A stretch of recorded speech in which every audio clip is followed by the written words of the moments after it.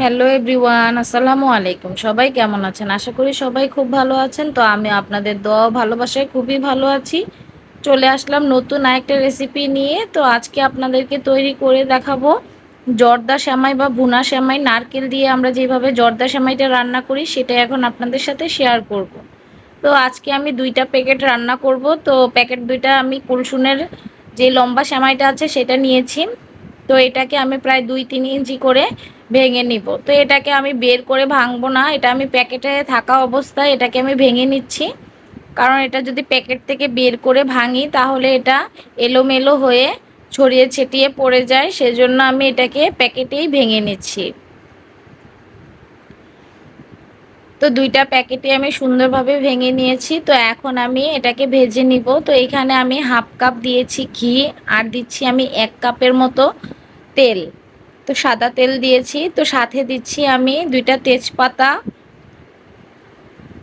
আর দিয়েছি আমি এলাচি, আর দিচ্ছি আমি দারচিনি। তো দিয়ে এগুলা দিয়ে আমি এখন সেমাইটাকে সুন্দরভাবে ভেজে নিব। তো প্রথমেই আমি একটা প্যাকেট দিয়েছি, কারণ 2টা প্যাকেট দিয়ে একসাথে নাড়াচাড়া দেওয়া যাবে না। তো আমি একটা প্যাকেটকে একটু হালকাভাবে নাড়াচাড়া দিয়ে তারপরে আমি আরেকটা প্যাকেট দিয়ে দিব। আপনারা হয়তোবা দেখেই বুঝতে পারতেছেন, এই যে আমি আরেকটা প্যাকেটও দিয়ে দিয়েছি। তো এই যে 2টা প্যাকেটই এখন আমি সুন্দরভাবে ভেজে নিব। তো অনেকেই বলে যে এই সেমাইটা নাকি একদম ভর্তা হয়ে যায় বা ঝরঝরে হয় না। তো আমি আজকে যেভাবে আপনাদেরকে দেখাচ্ছি এভাবে রান্না করলে আপনাদের সেমাই কখনোই ভর্তা ভর্তা বা জাউ জাউ হবে না, একদম ঝরঝরে হবে।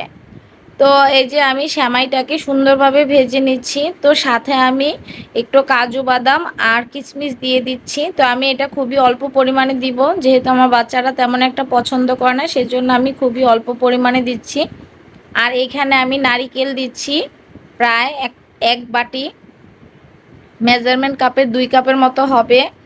তো আমি এটাকে দিয়ে একটু ভালোভাবে নারকেলটাকে ভেজে নিচ্ছি সেমাইয়ের সাথে। তো সেমাইটাকে আপনারা খুবই ভালোভাবে ভেজে নেবেন। এখানে যত সুন্দর ভালোভাবে ভাজা হবে ততই সেমাইটা রান্নার সময় একদম ঝরঝরা হবে। তো এখানে আমি 2 প্যাকেট সেমাইয়ের জন্য 1.5 কাপ চিনি দিচ্ছি মেজারমেন্ট কাপের। তো আপনারা মিষ্টিটা যার যার ইচ্ছে মতো দিবেন।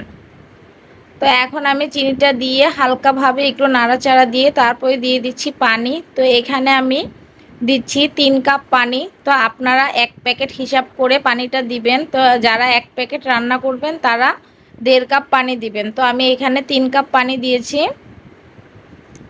দিয়ে আমি সেমাইটাকে ঢাকনা দিয়ে ঢেকে দিয়েছি। তো আমার এই প্রসেসিংয়ে যদি আপনারা রান্না করেন কখনোই সেমাই ভর্তা ভর্তা হবে না, একদম ঝরঝরা হবে। আর অবশ্যই সেমাই রান্নার সময় কেউ দুধ ইউজ করবেন না, কারণ দুধ দেওয়া সেমাইটাই আলাদা আর এই সেমাইটা আলাদা। কারণ দুধ দিলে সেমাইটা একটু আঠালো হয়ে যায়, তখন সেমাইটা একটু জাউ জাউ হয়ে যায়।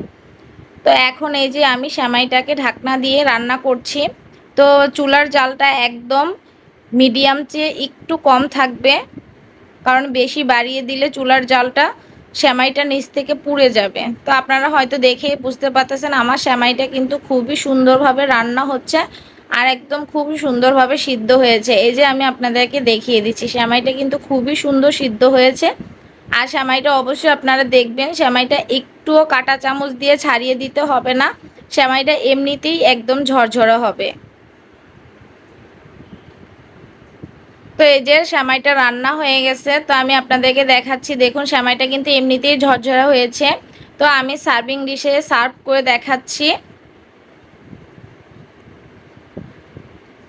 তো এই যে দেখুন সেমাইটা কতটা সুন্দর হয়েছে। তো এইভাবে নারিকেল দিয়ে সেমাই রান্না করলে বাসায় সবাই খুবই পছন্দ করবে আর একটুও জাউ হবে না আর একদম ঝরঝরা হবে। তো আপনারা অবশ্যই এইভাবে ট্রাই করে দেখতে পারেন। আশা করছি কেউ নিরাশ হবেন না, সবাই রেসিপিটাই একদম আমার মতো পারফেক্ট হবে যদি আমার এই রেসিপিটা ফলো করেন।